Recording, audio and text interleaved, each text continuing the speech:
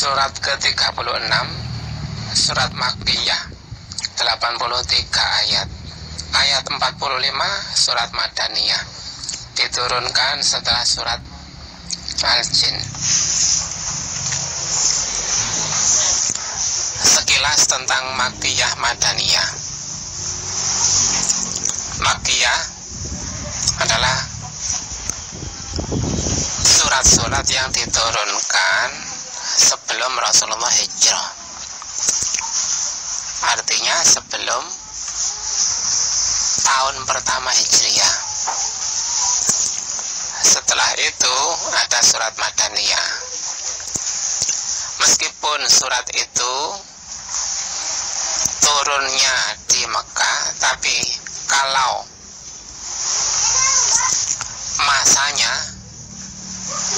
masa setelah hijrah disebut surat Madaniyah. Nah, surat Yasin ini merupakan surat Makkiyah, diturunkan sebelum Rasulullah hijrah.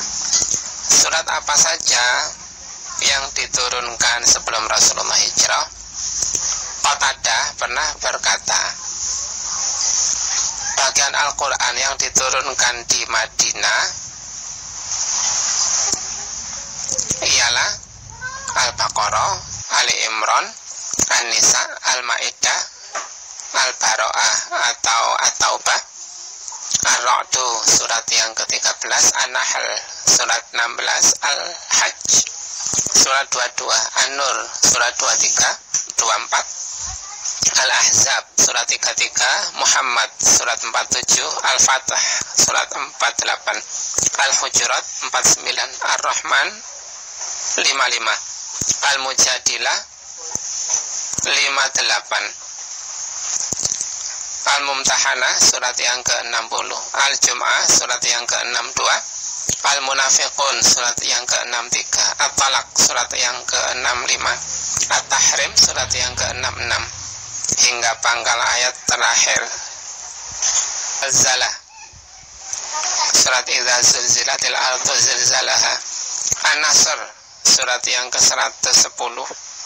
Adapun selain surat itu turun sebelum Rasulullah hijrah.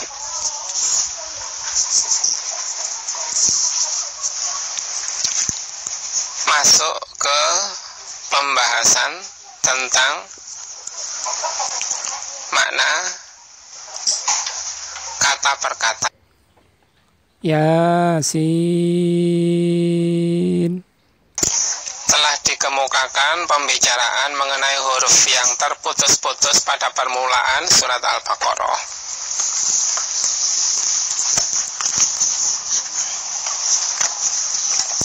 Nah, dalam permulaan surat Al-Baqarah disebutkan kalau awalnya surat Al-Baqarah kan Alif Lam Mim. Para mufasir berbeda pandangan mengenai Alif Lam Mim. Ayat pembuka surat lainnya.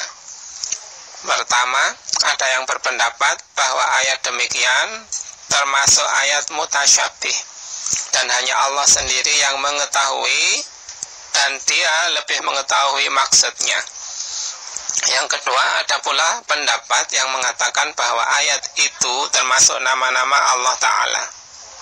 Yang ketiga, ada pula penafsir yang mengatakan bahwa ayat yang demikian memiliki makna. Allah tidak menurunkannya secara main-main dan senda gurau.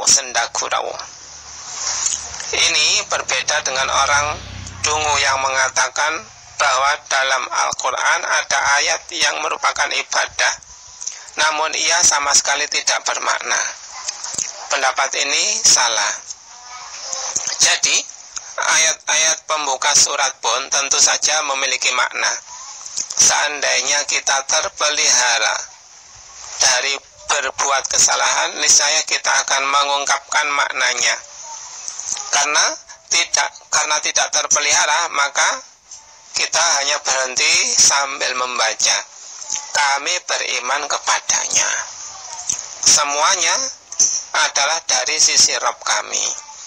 Adapun hikmah dari penyajian huruf-huruf tersebut menurut para ulama ialah untuk memperingatkan kaum musyrik sehingga mereka mendengar firman Allah.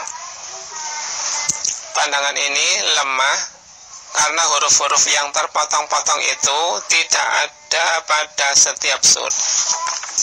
Adalah surat Al-Baqarah dan surat berikutnya surat Ali Imran. Kedua surat ini diturunkan setelah Rasulullah hijrah atau surat Madaniyah. Dan di sana tidak ada kaum musyrik. Alasan yang berikutnya, ada ulama yang berpendapat bahwa ayat yang berupa huruf itu merupakan bukti kemukjizatan Al-Quran, dan bahwa makhluk itu tidak akan mampu menentangnya. Pendapat itu dipegang oleh sejumlah pengkaji, di antara Syekhul Islam Ibnu Taimiyah. Alas ikuti oleh di antaranya Syekhul Islam Ibnu Taimiyah.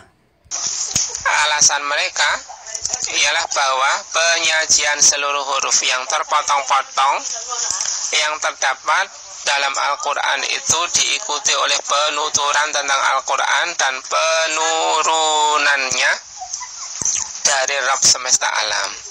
Contohnya Alif Lam Mim, inilah kitab. Hamim, demi kitab yang Hamim, demi kitab yang terang. Alif Lam Mim. Allah tiada ilah melainkan Dia yang hidup dan berdiri sendiri. Dia telah menurunkan Alkitab kepadamu, dan Alif Lam Ra, kitab Alif Lam Ra, kitab yang telah kami turunkan kepadamu.